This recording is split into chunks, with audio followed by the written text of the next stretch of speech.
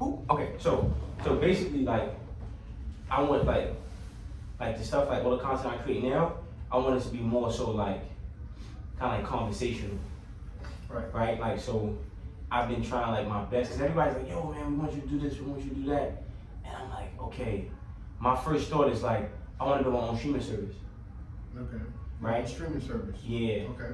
So like, okay, I don't want to do the podcast, right? Like, I don't want to YouTube, let's say YouTube kind of a channel type shit. I want to figure out, okay, how can I create like my own Netflix, my own stars, right? Like, I see like, you know, me looking at what 50 is doing with these TV shows. I'm like, damn, okay, how can I take that same creativity, tenacity, and say, okay, let me actually build the platform, right? And then collaborate with my peer group, people who have amazing content, but maybe getting overlooked, right?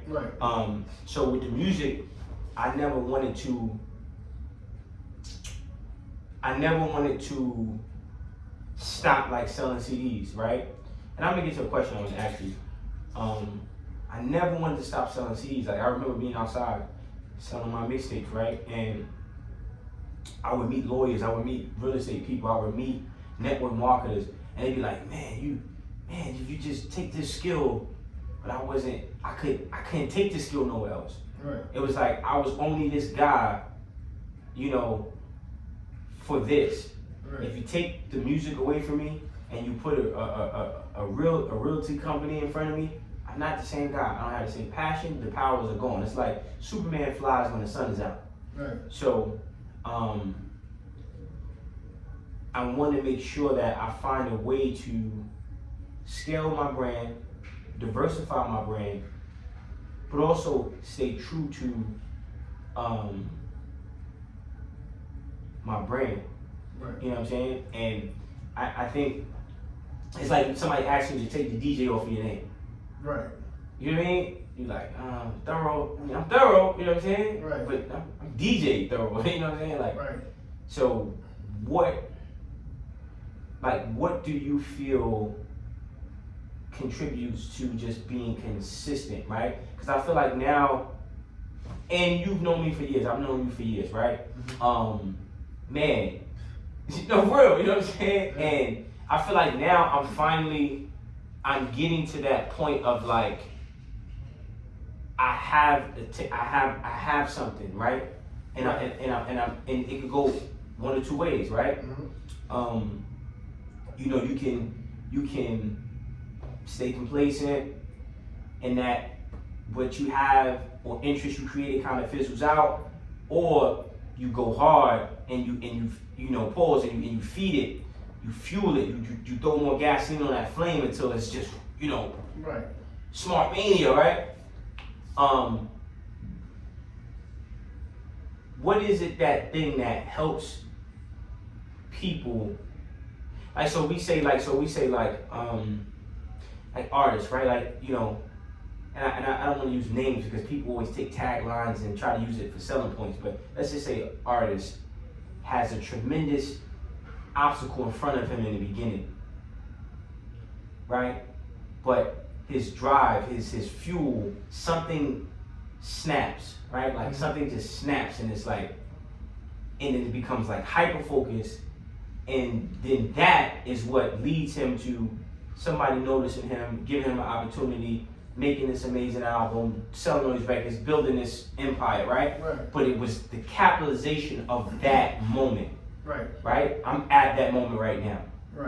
You are. And I'm, for real, like, I'm going outside, people, it's freaking me out, right? Like, I go outside, people ask me for pictures, they noticing me, like, this happened a couple times, right? Like, I'm like, oh, I'm like, okay. Yeah, so. You're actually, your actions are actually answering your questions. And what I mean by that is, you've come a long way. Yeah. I remember when I met you. Remember when I met you? Yeah. I was 10 years, I was like, it's gotta be what, 10? It was like it was about 10. Whenever you came home. Yes. What was that? How long ago was that? That was 10 years. About 10 years ago. It's in Brooklyn, on Fulton Street. Yes. right? Damn. Yeah. And ever since that day I met you, I've been running into you. Right.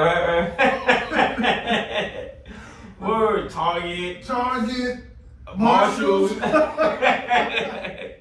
16th Street, close to the gym. Macy's. Right, random time, right? Yeah. Right. And what I'm saying is, your consistency, your drive, you being everywhere. You not limiting yourself. I met you in Brooklyn. Yeah. And then I saw you on 34th Street. Then I see you in Harlem. Then I see you in Marshalls. Whoa. Whoa. So you're really, what you're doing, you said, like, keep working until it works, and it's working. What you're doing, just keep doing it. Right.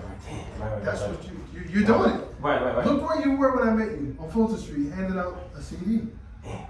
Right. Now you're inviting me to Fifth Avenue. We're on Fifth Avenue. Right. You got a bucket hat with nice. Right. It's crazy. You're doing it. Success and achievements is what's the word I'm looking for? It's subjective. Yes, it is. It's subjective. It's what you deem successful. To a lot of people, we're successful. I'm gonna speak for myself. To a lot of people, I'm successful. Right. But I'm not nowhere near where I want to be. Right, for sure. But I think, like, to add to what you're saying, right? I think that's just the competitive nature, right? Like, because I think there has to be a certain level of gratitude, because the gratitude helps you identify, the peaks and valleys of the different processes that you have to go through to progress and to acquire success, right? Mm-hmm. And a lot of times people, they like to emulate the progress, but not the process. Right? So it's like, yeah, you want to be with the Louis sneakers and the nice chain and the Miri sweatsuit and the bucket hat, the Maserati truck. You want to emulate that, but you don't want to go sell CDs in the cold. Yeah, you don't want to go Fulton Street where I met you. Yeah. Selling CDs. Right? You don't want to be rapping to people, sneaking in the. Listen, I would sneak in the 50s old office, right? I would sneak in that motherfucker, right? And I had met you there years ago, and you was coming out. You said, "Yo, man, you can't be up here." I said, "Look, man, I just need an interview, man. I can't sneakers." Yeah, come on, I slept upstairs, 15th floor. You know what I mean? I got up there, right? And man, working with Jack and and meeting what's my man Herm. Right? Herm used to do a lot of the shooting for Jack and stuff like that. We used to be down on 26th Street, right? Like, but this whole time I'm just networking and trying to figure things out. So now, can I say I'm not where I want to be? No. I can say that I'm grateful for where I'm at, and I know that I'm going to elevate, I'm going to scale, I'm going to grow, right? So I think that energy is important, because I say all the time, how you think creates how you feel becomes an emotion, that emotion becomes a vibration, and vibration becomes a magnet that attracts things to you, right? I know what I want, I get what I want, I got what I want, and I know it. I know what I want, I get what I want, I got what I want, and I know it. I know what I want, I get what I want, I got what I want, and I know it. It's a t-shirt. Yeah, okay. Damn, he getting PC. See that? He getting 90%. That's a t-shirt. I would have made one, yeah. Right? So it's like, I'm like. That's you getting on, even on the gram, daily inspirational book. Right. Things, matter of fact, you call it Think Smart. Come on, man, I'm not. You gotta get checked, you know what I mean? So kind of like, so now, I want you to like kind of start off. I cut you off, right? Because you were saying like, okay, you came this far, right? People view you as successful. You are successful. I view you as successful, right? Because what I define as success is miles ran. Mm-hmm. I don't get too caught up in finish line or whatever. I just look at miles ran. Right. How long this person been in this? How long they still doing it, right? Right? To me, like that's what I consider a success. Right? Like if you see a guy, a rapper, and they established, and you're like, yo, let me hear something. Right. they never want to rap. Right. You know what I'm saying? Like, Right. you ever see that? Like, they No, look at you like right. it's blasphemy. Like, Right. yo, bro, like, you don't remember when you was, Right. you know what I mean? You would rap, but now that love, so to me, I don't feel that successful. Because even if you acquire monetary gain, Right. your love for the art has been replaced with monetary gain. Right. So I think what makes you successful and makes you unique is that you've maintained, you didn't drop the DJ from THORO. Right. That is like dope. You know what I'm saying? So but what would you feel is like what do you call that? Like, okay, I'm here, I know people, they feel I'm successful, I know people view me successful, and you feel these pressure, you feel the pressure of like trying to meet how they look at you, but then you have your own personal reality, right? Right. How do you get from like that to where you actually feel you should be or want to be? I guess it's self growth, like you say, like for instance, I never shared this story. I used to work at the post office. Wow. Before I did music. Well, I've always Could done have been carrier THORO instead of. No, listen. I had a career job at the post office. You know, Right. Benefits, dental, Right. 401k, blah blah blah blah blah. I had that, but once again, now in the working world, I was successful. Mm. You know. Right. I was successful. Right. But once again, success is subjective. I was a failure to me because that's not what I want to do. Right. So this is success to me, and think about it, this is a mentality. This is when I'm 17, 18, right? Mm. So I'm 17, 18. My first job, I was at the post office. 18, then I got a career. First I was a casual. That means temporary. And then next year I was full time, whatever. So when I would go to work, I would look around. Yeah, the outfit on. Yeah, I'm looking around and I'm looking at people that's been there longer than I've been living. I'm 18 now. Right. Okay? So I'm looking around. This guy been working here 25 years, 30 years. I'm like, damn, I'm only 18. I can't stay here for 8. So this was my mentality back then. So I had to be to work 8:30 every day. So I gotta come here every day at 8:30 for the rest of my life for 30 years. 30 years. Fuck that shit. Fuck that. Fuck that. To me, that's failure. Like, Yeah. I don't. Right. That's failure. Right. That's shackled. Yes. There's a ceiling. There's a ceiling. There's a ceiling. And there's shit on the ceiling. Right. So So I'm you looking, hit this- and then I would look, people look old. Miserable, no I teeth. still look younger than them, and I'm older than them now than they were. It's crazy. You see what I'm saying? Yeah. They was old looking, beat up, frowning, miserable. And I'm like, no. So in my mind then, when I was 18, I said, I'd rather make less money. This is why I say success is subjective. I'd rather make less money doing what I want to do. Right. That is success to me. Yes. So if I'm making, at the time of 18, I was making $50,000 a year. I was 18. Mm-hmm. That was a fucking success. Right. I said, I'll take $25,000 a year if I can sit home and play music all day. Be fucking happy. And be happy.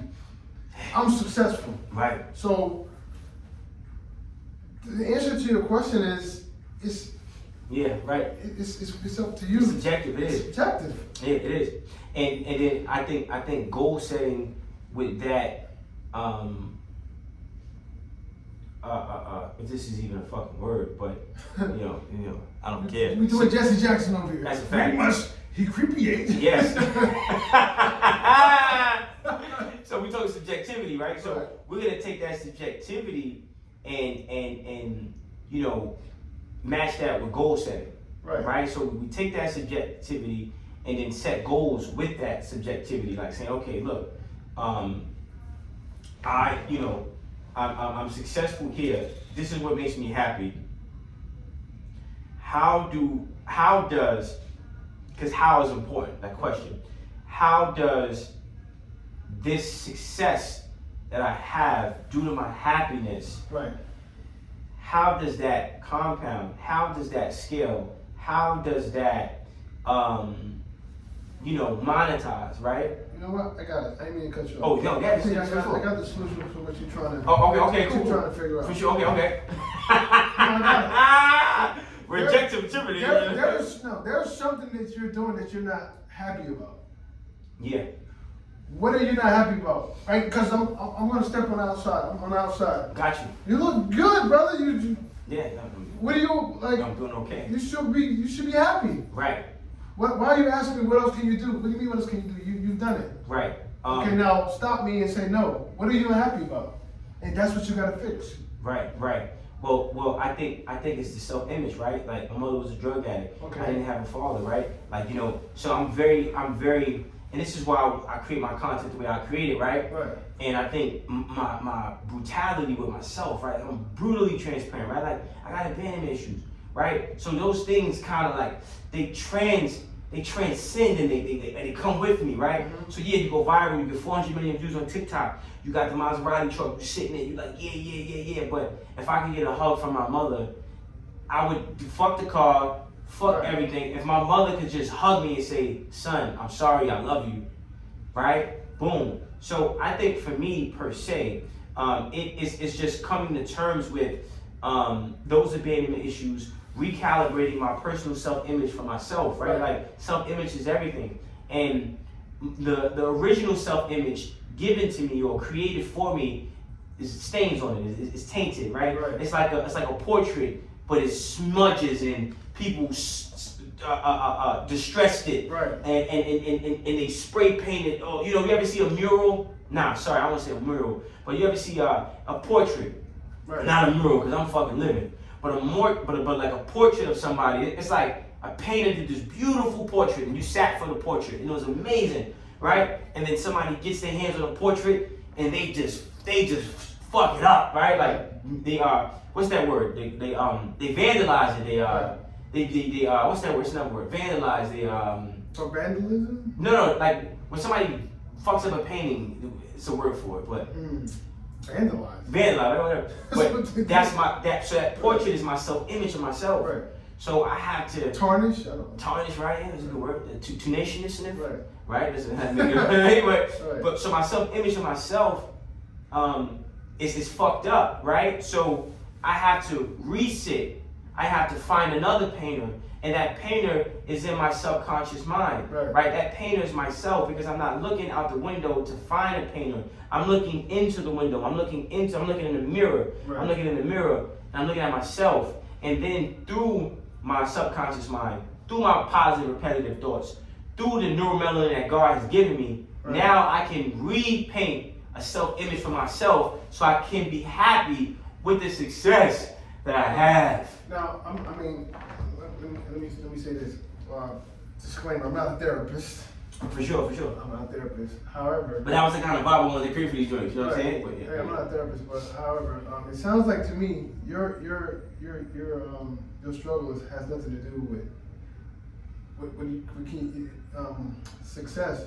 It sounds like your struggle is you had abandonment issues. With your mom. Yeah. And I say that to say this: if you was the owner of Amazon right now and had 30 trillion, you still want to hug from your mom. Amazing. That's a void. Yes. You still have abandonment issues. So I think you're saying, what can I do? What can I do to forget that? There's nothing you can do. You have to go address that. Maybe through therapy, or I don't know anything about your mom, but if your mom was around, in some kind of way you guys gotta link and talk. Yeah. If that's even possible. Yeah. I don't know if that's possible. Not possible, but and again, I think the acceptance of that, right, is important. So that's why I think self-reliance is so important, right? Like, learning how to love yourself, learning how to visualize better self-images of myself, right? And then now I can have that internal peace I need to navigate through my businesses and my approach to business, right?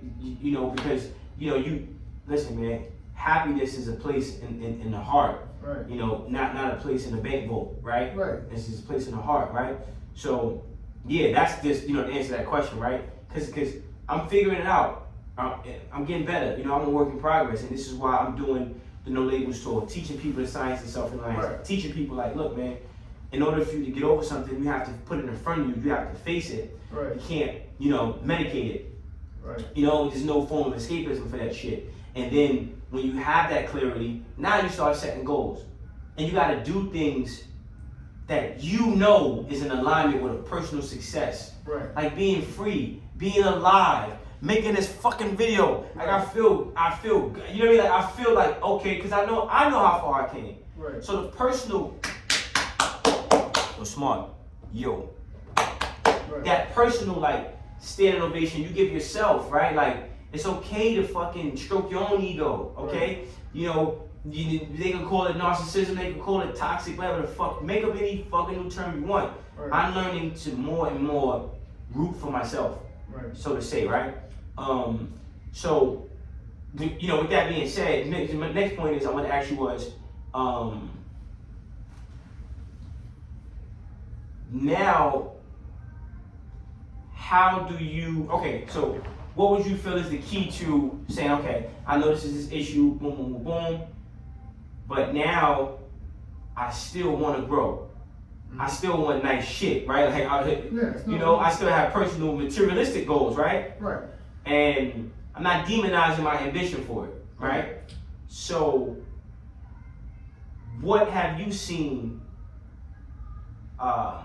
super successful people, what kind of processes do you think they take to accumulate some of this massive materialistic success? Massive. Yeah. Get in on the radar of said people or said company, so that they can get in that position. So I don't know what it is you want, materialistic or just material-wise, For sure. or whatever. But obviously that requires money. Yeah. So Moolah. yeah, you need money. Bankroll. Right, you need a bankroll. So you have to align yourself with someone with money or access to it, so that you can acquire those things. You know what I mean? And that goes back to the beginning. I met you on Fulton Street, but you didn't stay there. Hell fucking no. You know, you was like an explorer, Lewis and Clark. You know? That's a fact. You know, That's a fact. You gotta network. You have to move around. You have to meet. You know, if you know, like, okay, you're wearing Louis sneakers. Yeah, LV. Well, you know you can't go to Target to buy Louis sneakers, No, you right? can't. You gotta go where? LV. LV. Fifth Avenue. Right. So if you're looking for funding for, you know, a company, you got to get on the radar of an investor, or look at your comments. Who's commenting? What are they about? Who do they know? It's a process, you know. Yeah. It's a figuring it out process, you know. Like, and I think so, because if I had to answer that question, right, like I'm saying, okay, you know, you get to that point and you say, okay, you get to that point where you're about to have this major breakthrough, right? Mm-hmm. What is it, that thing that takes you, that actually gets you through, right? I feel like sometimes it's just that. Like now we turning over every fucking rock, right? Right? Like I'm not, fuck that. I'm back on Fulton Street now with it. Right. You know, like I think that's humility. Right. Right? Where you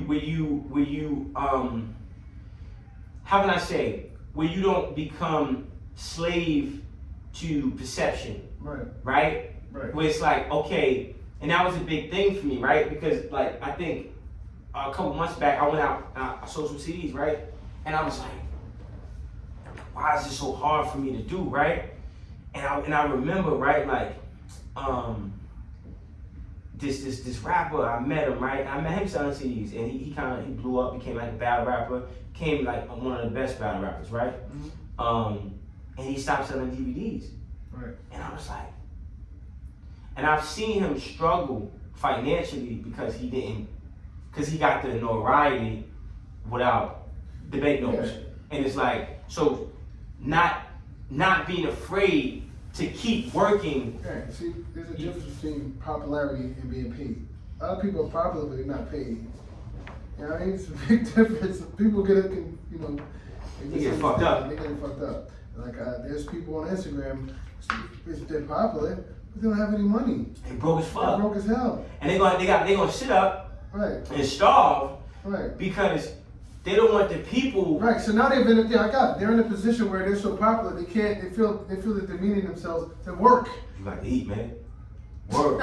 So it's like, yeah, and then that phase, like, so with the No Labels tour, those are one of the things that I'm teaching artists, right? How to leverage that shit, right? Yo, listen, you fucking built the stove. The fire is on. Right. You looking at the stove. You can only cook when the oven is on, baby, right? So the artists, they're sitting there. There's no A&Rs, there's nobody really developing, there's no true business managers, there's nobody coming in, there's no executives, right? So these kids have billions of dollars worth of interest, perception equity that they can't cash out on because they don't have the elbow grease, the sweat equity. They have perception equity and not sweat equity. Because when you have sweat equity, that comes with a mentality. So if the guy who has the sweat equity accumulates the perception equity, oh, fuck God, he's gonna cash out. And that's the point where I'm at right now. Like, okay, I got the fucking perception equity now. And I'm gonna be honest, my sweat equity has waned a little bit. Because of that. And I'm like, no, I gotta roll my sleeves back up, man. And remember, hold up. Yeah, I'm listening. Anytime you want to cut me off, man. I don't like cutting people off, but it's like a relationship. You gotta do the same thing.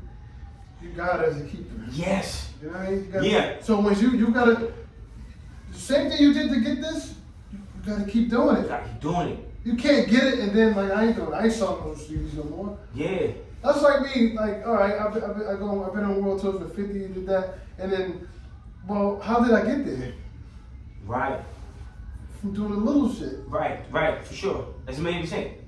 So I should keep doing that too. And keeping the hustle alive. Keeping the hustle alive. I can do both. And see, yes, and this is what I want motherfuckers to know, man.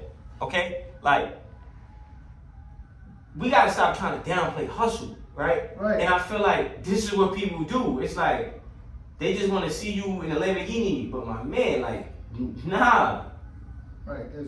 Because the consumer reacts to hustle in a negative way at times, so it makes the hustler not want to hustle, because the consumer is adverse or has adverse feelings to hustlers now, right? Like real earners, like people who are gonna work hard for their money, right?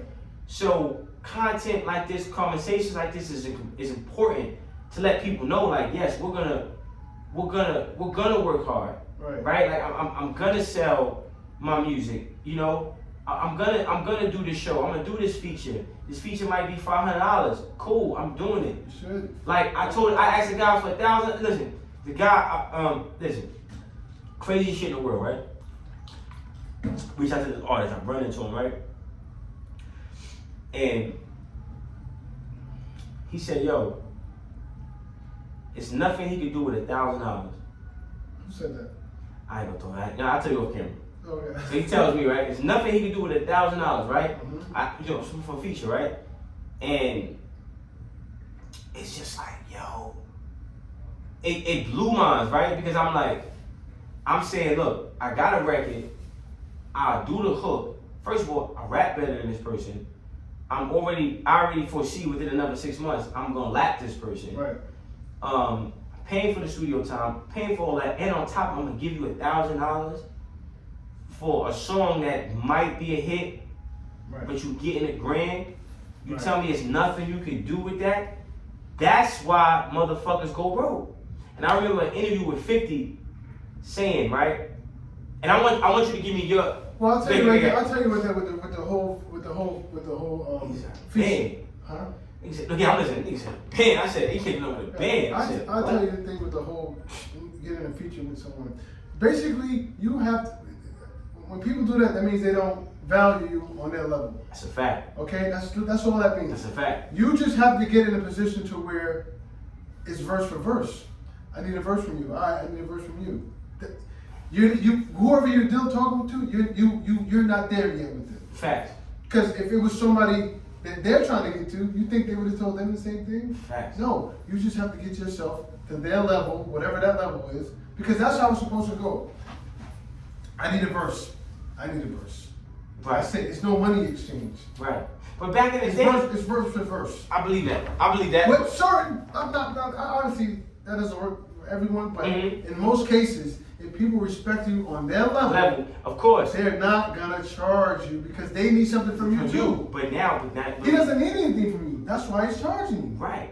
Okay. So they say, okay, this is good. This is a good. It's that simple. So do you feel okay? Because I'm gonna try my best. Listen, I DJ for Raekwon. Right. Okay. Raekwon will do a verse for me because he sees value. Right. If it was DJ Joe Schmo, DJ spam a lot.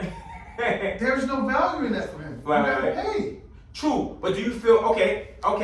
But do you feel? And it wasn't always like that for me. I had to work for that. Okay, so do you feel okay? So, because this is how I feel, right? And maybe this I don't think it's gonna change later, but it might change later, right? But I just feel like that's why hip hop is fucked, right? Because it's like, okay, if you feel I'm on your level, I'm obviously trying to put it in a way to where you can benefit. Right. Hey, I'm gonna pay you $1,000. I'm gonna do a hook. Well, that is why hip hop is fucked. And sometimes maybe not saying you, or you never know. Maybe they didn't like the song. Maybe they think you're trash. Maybe they don't. It was the money thing. So if it's a money thing, then they don't see value in it. Right. So now, no matter how dope you are, they don't see any value in them doing a record with you. It's not gonna boost their streams. It's not gonna get them a show. It's not gonna get them your fans. They feel because how they look at how I'm telling you how. Right, for sure. Because I'm the fly on the wall all the time. Of course, right. And okay. But do you feel like okay, so long term, right? Now these next 2 moves I put into play, my value is gonna jump substantially, right? Get your value up. So do I want to do the song with the guy? That's up to you. Some people now this is how hip hop is fucked up. Right, because I want to do song. Because now you want to do song and it's like tit for tat and nothing grows. Yes, and then you want to do a remix of one of my joints. Right. Let me give you a perfect example. That's why I love 50. I'm just gonna say it. In that regard, that's why I love 50. I see so many artists like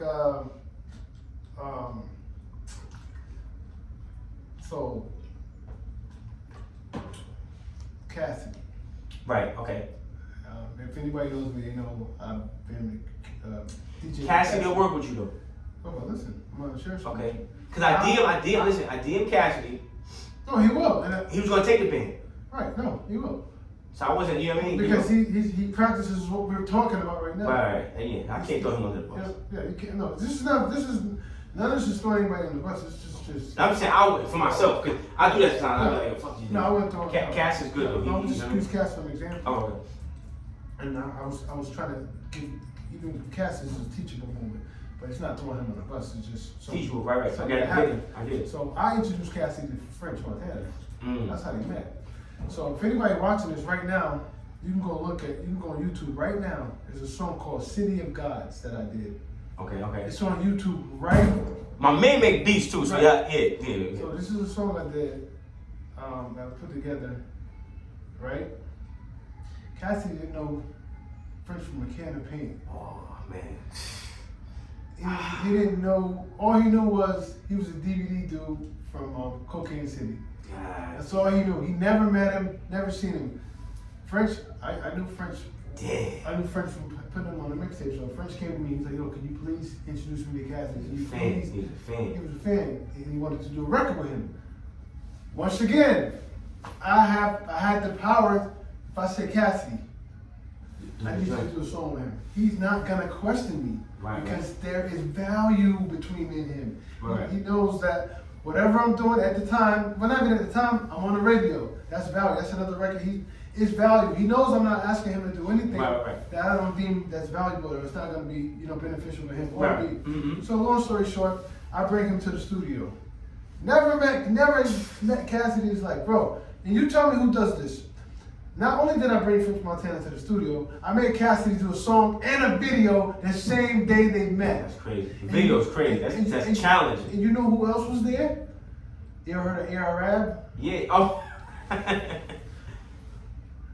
Go look at Cocaine City. It's called City of Gods.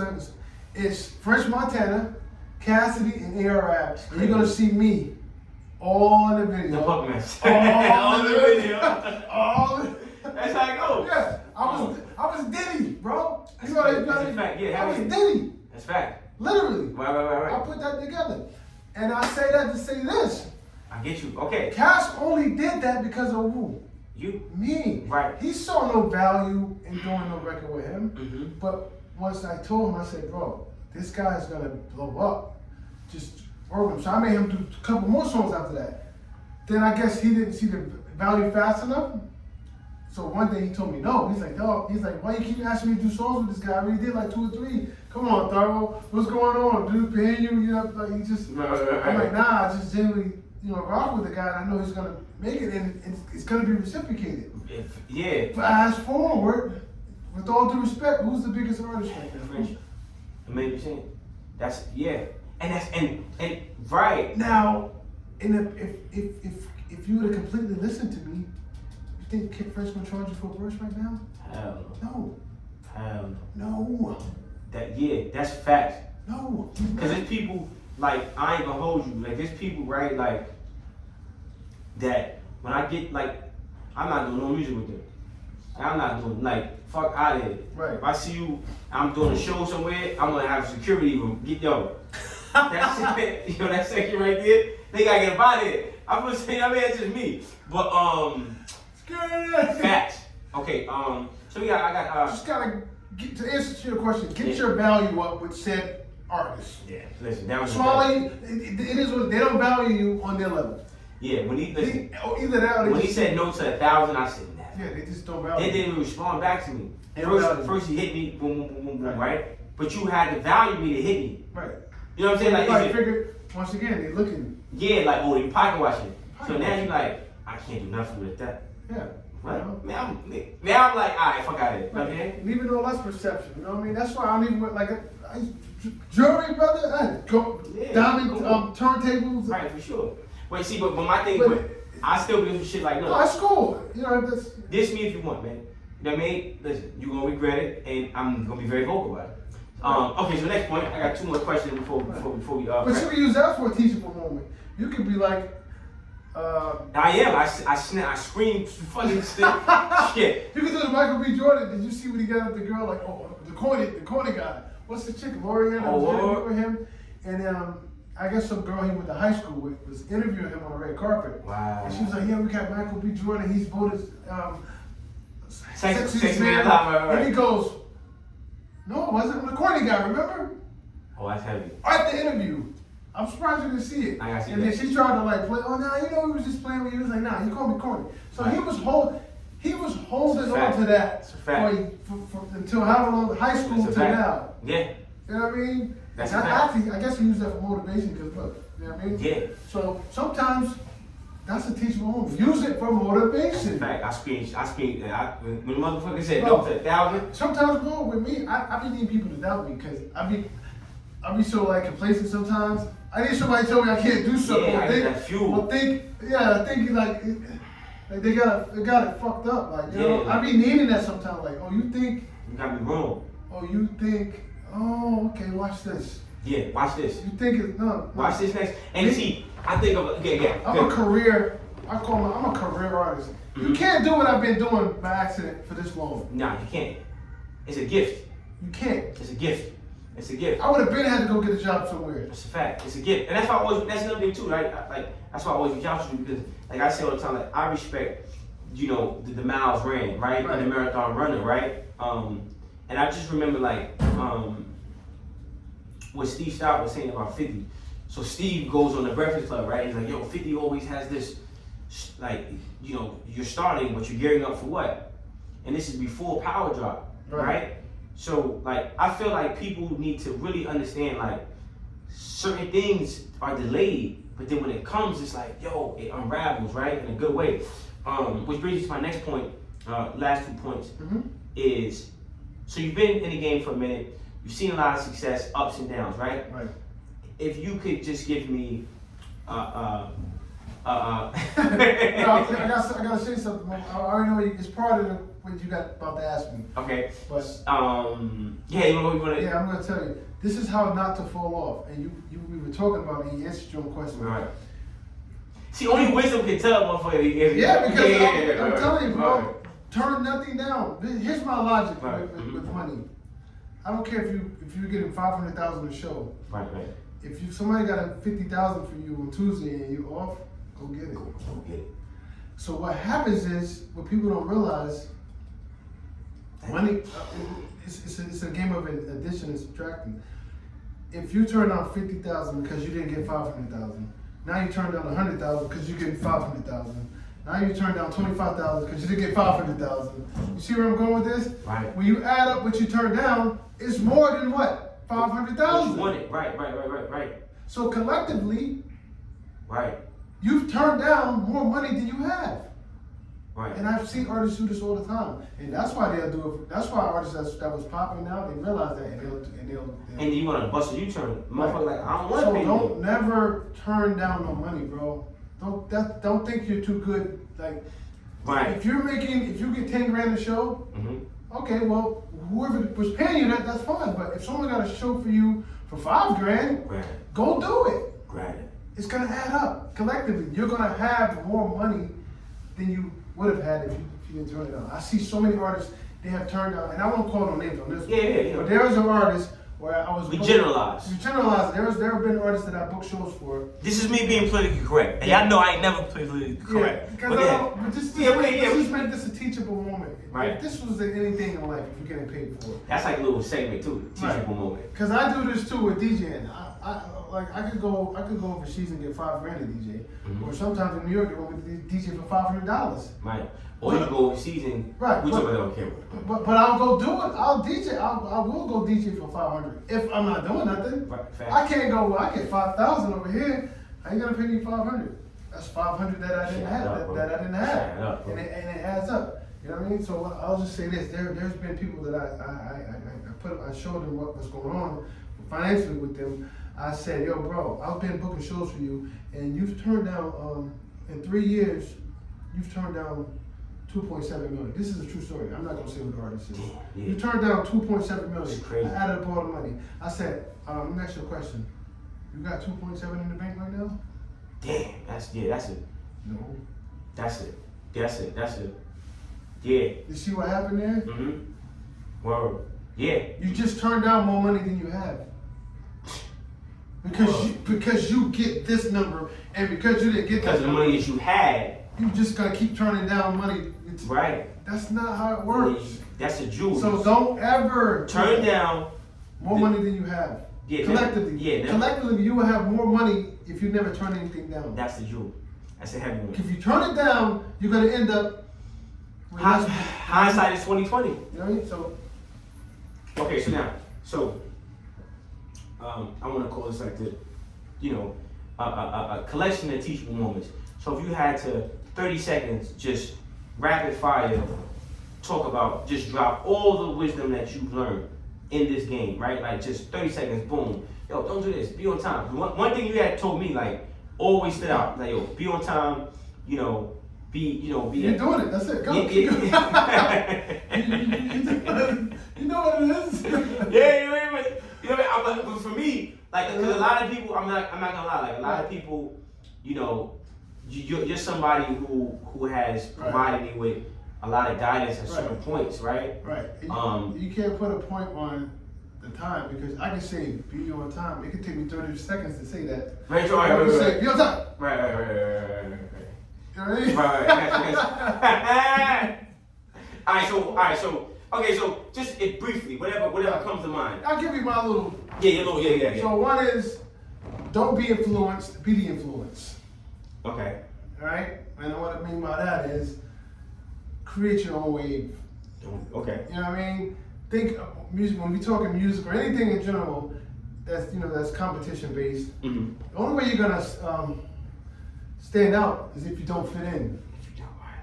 Think about that. That's a tough one. That's a jewel right there. Yeah. The only way you're gonna stand out is if you don't fit in. That's tough.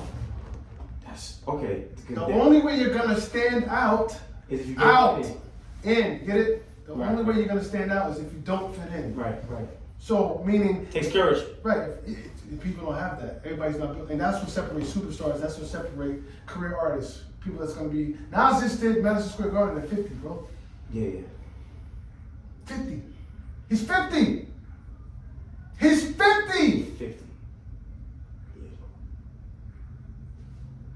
Yeah. Who sounds like Miles? Yeah. Right. Stand out. Okay. All right. Okay, let me back. So. Hold on, not finished. Okay. Not finished. Support who support you. That's people. This one here is so underrated because what happens is, this is where the success gets subjective. People get successful and they think they're not because certain people are not supporting them. You should be worried about who is supporting you. Yeah, and I felt that one. And focus on that. You know. Yeah, I regret that one. It's a teachable moment for me. Teachable moment. You Damn. worry too much about who's not supporting you, and you're neglecting the ones that are supporting. That's your audience. Because you feel they locked in. Because you feel they locked, and that's called neglect. Yeah, you lose them. You lose them. It's like a relationship, brother. Mm-hmm. You got a girl. Why you running around over here? The girl's right here. You lose your girl. You lose your girl. God damn. Now she gone. Now she gone forever. Now somebody else tapping it. Now you hit it. Damn. It's facts. Damn, dog, that shit hurt, man. It hurts. And you can relate that to music, to your fans, to your supporters. You know? Damn, how do the girls do it, man? How do they just move on like that? Yeah, right? So how you, word, man, like, so how did... Most girls move on while they're still with you, if that makes sense. Fucking bitches, man. They move on. Mentally. Ah, man. We don't move, we don't do that. Yeah, we don't, right? And we all been there, you know? We all been there. We all been there. We all been there. So, yeah. you know. Yeah. Alright, so last point, right? Okay, because a lot of times people who've been in the game for so long, right? They're super critical of like the new generation, right? Like, okay, man, these guys, but Nas had MC Search. Right. Jay-Z had Jazzo. Yeah, mentors. You know what I mean? Yeah.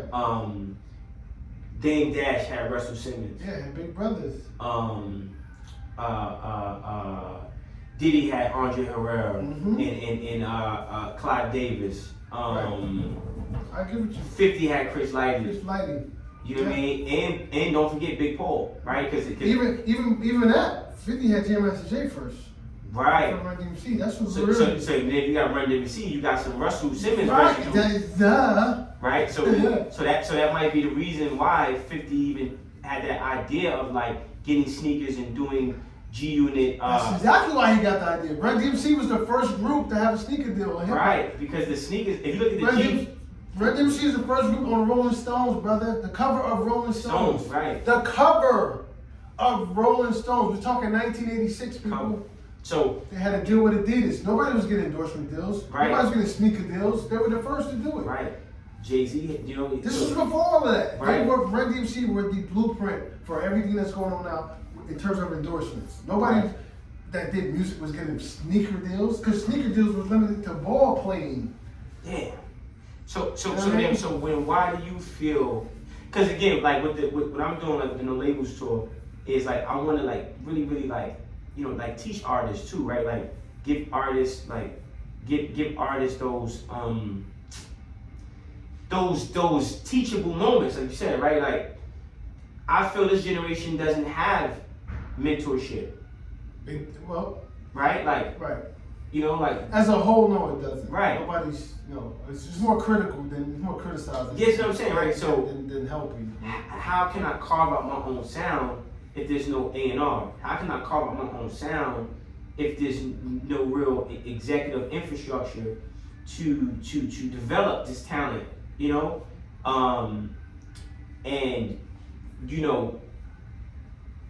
I have my opinion on it, but I'm curious to hear what would you say is an opinion, the problem, and solution. When you say your own sound, you mean literally the sound, the musical sound you want to put out, or just yeah, of course. Like I'll answer that now. You don't need an A&R anymore. You don't need labels no more. We have the internet, and once again, when you put music out and you completely different or whatever you choose to put out, that's your sound. Whoever you supporting, that's your supporters. People got to realize everybody when they start off or when they end up is not going to be platinum artist. Everybody's not gonna go diamond. Everybody's not gonna go gold. Unfortunately, you have to. Okay. You have to support who support you. If you put a record out and your audience is 50,000, then that's just what it is. You got to grow from there. That doesn't mean you're a success. That doesn't mean. See, once again, that's subjective. At what point do you feel like this sound is accepted? How many people do you need to hear it? You got 50,000 people that's rocking with you. Right, for sure. So you need 500,000 for you to go. Okay, now I'm popping. Okay. It's all subjective. So I'll tell anybody, you've made any music when you were getting paid. you told me that. You've made it. Right. You know how many people that got record deals can't get a show? Yeah. That put out records. Or who do shows and don't have record deals. Right, exactly. True. It's a lot of people that put out records right now. They cannot get they've done platinum records. You know what I mean? They can't get paid. They can't get paid for a show no more. But okay. Because it's over. So basically you're saying, damn, bro, fuck. You know what I mean? What I'm saying, so you saying the internet, all right. The internet. Okay. You know how many people that's popping on the internet right now that we don't even know about? Right. That's millionaires? Damn, you put there, Joe. You put it like that, man. You're right. I mean, Man, you're right, My man. son even showed me like these, like even outside of that, music and YouTubers. I'm like, this little, how many subscribers he got? 34 million. Who the hell is this? Right. Never heard of this guy in my life. Right. Okay, listen, okay, so I don't got an A&R. okay, so man, shit. Okay, so now, what do you think that is? So do you feel they're tapping into their audience. Okay, right. Okay. And that audience. Okay, now. And that's just them putting out content and growing it organically. That's how that happened. They didn't get 34 million overnight. Okay, right. I get it. They probably didn't even know they was gonna get 34 million. Absolutely. Okay. You know? Okay. Just like Vlad TV. Vlad got like 4.5 million followers, subscribers. You think when he started that he knew he was gonna have 4.5 million? No, Vlad TV came about because as a DJ, it wasn't happening. Vlad is not a very good DJ. Right. You know what I mean? He came to terms with that a long time ago. and you know, it's no diss to Vlad. I respect Vlad, but if you get on the ones and twos, and he get on ones and twos, it's not happening. It's gonna get ugly. It's not happening for him. It's gonna get ugly. Yeah, So is that like Michael Jordan versus Steve Kerr in the one-on-one? And he can, and now he can say the thing about his podcast. If I think he'd blow me out the water because that's for now. But that's what he does. So respectfully, but you just gotta tap into your audience, man, and grow it, man. You know what I mean? Okay. So you gotta stop letting outside people set what success is, man. what's popping is. I've been guilty of that, man. You gotta stop that. Right. That's where you go wrong. You compare yourself to something already established, or that's just You're worrying about the progress, right? Your process, right? What about your process? You're not Drake. You're not Eminem. You're not Logic. You're not Kendrick. You know Do what you're doing. Okay. So this is a teachable moment here, right? How? You see, I'm incorporated in that, right? No, I said teachable moments. That's the thing, now. Teachable moments. Right. Leave my 90%. Right. Okay, we got 7 minutes. Okay. So now, man, wow, it's like you kind of put the full Nelson on the questions, man, right? Like damn, okay, because I'm listening, I'm trying to listen unbiasedly, right? Because you got to keep growing. That's great. I like that. You know, I like that. A lot of people don't know how to do that. That's a teachable moment, right? That's a teachable moment, you right gotta there. listen unbiasedly, right? Listen unbiasedly. That's a teachable moment. Yeah, right. So when I hear that, I go, okay, man, I'm there now. Let me kind of like separate what I thought my success was gonna be versus what my success actually is, right? Mm-hmm. And so, fuck that. Different question. Mm-hmm. What does goal setting look like after 10,000 hours, right? Because you got your 10,000 hours, I got my 10,000 hours. Mm-hmm. So now, what does that goal setting look like? Um, Going into the goal setting, right? Mhm. You know, because I can just talk about candidly about what I'm going through right now. I know, like, okay, man, I have these big ideas, I have these plans, and I got, what scares me a little bit is, shit, I can fucking pull this off. So, Could you pull this off? Is what you're saying? I'm gonna pull it off. How are you gonna pull it off? No. I'm saying that's what scares me. Like, oh shit, like I can do it. Right. You know, because sometimes you can run the race for so long that you get so caught up in doing it that you either don't realize the success you have, or even realize you don't even have success because you just working. You know, like you just working, so you don't realize like, oh shit, like I'm really, like, damn, I'm not here. I'm not where I started at, right? So I think for me. That's called admiring your shot. Don't admire your shots. Just keep shooting. Right, for sure. A lot of people shoot, and now you're falling off because you sat there for like 3 years like this. Look at that one shot. Right. That's a fact. Man, Okay. Don't admire your shots. Keep shooting. Okay, so what does? There's a lot of Jews here, people. What does?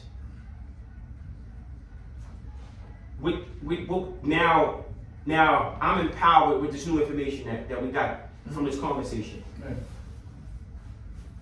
What does the difference in goal setting look like now after a conversation like this? I guess you have to apply what you've learned.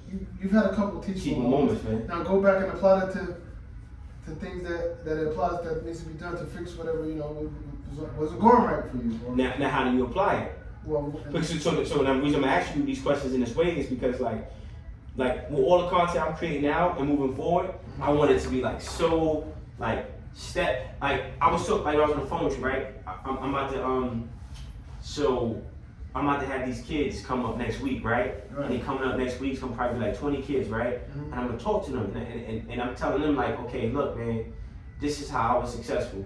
Right, like people typically get car notes, right? Like you think they have this car, and they just no. They paid $5,000 down. They lease it, or which is not wrong with that. Yeah, but it's all perception of yes. people think. So I want to kind of like just like give you a real recipe because I remember being young, right? And I remember like reading this book, Rich Dad Poor Dad, right? Yeah, about Robert Kiyosaki. Honestly, I don't remember it, but I read it. So it was a Robert Kiyosaki. I definitely read it. Man, amazing book. And in the book he said, never say you can't, always say how. How? And I apply that. I subconsciously remember that because I always say, I used to be like, people be like, I can't afford that, and I always like, nah, how can I get this? How? I never say I can't do something. Right. And I'll tell you, I'll share something with you real quick. Everything I always wanted material-wise, because I'm a car guy, I've gotten every car I ever wanted. Right. Because I never said, I can't afford that. I still don't know how the fuck you clean like to clean the man, but yeah. You know what I mean? It's like a technique, man. Because all right. So you going to the car wash or no? I don't go to car washes. Okay, then hold on.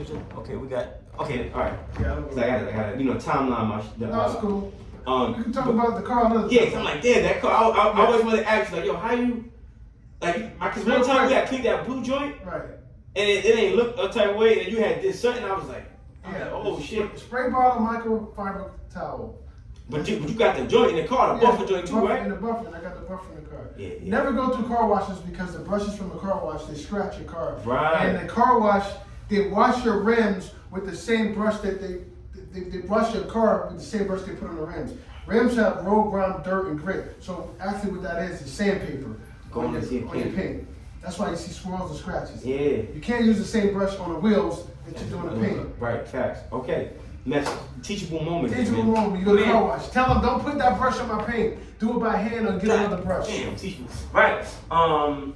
Yeah, so basically, so what I want all my videos and all my content to be is like, I want people to really actually be able to watch it, get something from it, apply it, and then progress, right?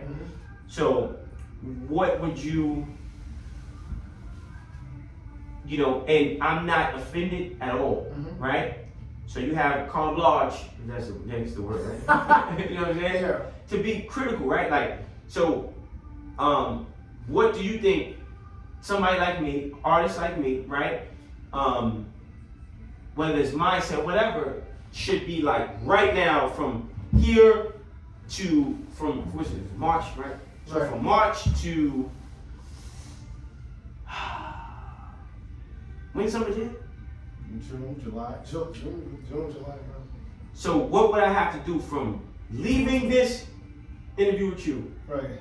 to headlining summer jam? So we I'm creating. gonna tell you now. Embrace your image, you know. Right. And I can say this comfortably because you already know what it is. You're a good-looking guy. Mm-hmm. Embrace that. Right. You know, pull a LL Cool J. You know, it's cool to be hard and difficult, but maybe your audience is ladies, bro. You ever think about that? Damn, no. You ever think about that? Right. Why do you think LL was so successful? Standing in a room and just walk. Damn, right.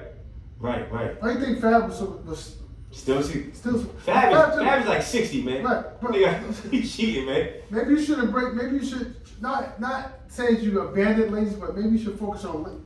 True, right. You know, So you're a fitness guy. Why you not in the gym doing videos? Right. Where's your music video with your shirt off? What you working that hard for? Right. Show it to the ladies. Right. So we saying for this. I need my money for this. Right. I'm his manager, man. Right, that's a fact. You know what I mean? Okay, so you saying right. Okay. Damn, you're right. You in the gym for what? Damn. Put it on video. Put it in music. That's heavy. Where's the video when you in the gym and the nice lady walk by? Where's that imagery? That's what happens. Like. And right. And then that okay, so now That's called thinking outside the box, bro. Outside the That's box. your lane. I'm with you. Now you got a lane. I'm with you. You're doing fitness. Yes. Okay, so now listen, Thorough. You're making a monster, and I'm listening. I'm telling you, man. So right. Yeah, that was it. Okay, so last 10 seconds. Last 10 seconds, just.